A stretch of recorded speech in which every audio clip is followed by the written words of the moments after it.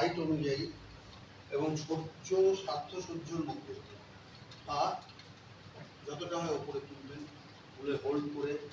আবার বলছি, কোমর কিন্তু কখনো এরকম থাকবে না, কোমর সোজা। ধীরে ধীরে ধীরে ধীরে ধীরে ধীরে সামনে সহজভাবে যতটা হয়, কোনো জোর যান না। অনেকে এভাবে বাউন্স করে, বাউন্স না, হোল্ড করবেন। ঠিক মাসেলের পেটে, মানে বেলি অফ দ্য মাসেলে একটা মাইল্ড স্ট্রেচ হবে, কোনো জোর না। যদি এতটা আসে এতটাই থাকবে, আবার যদি আপনার খুব স্বাভাবিকভাবে এতটা আসে তাহলে এতটাই থাকবে। হোল্ড, দেন চেঞ্জ। Same stretching.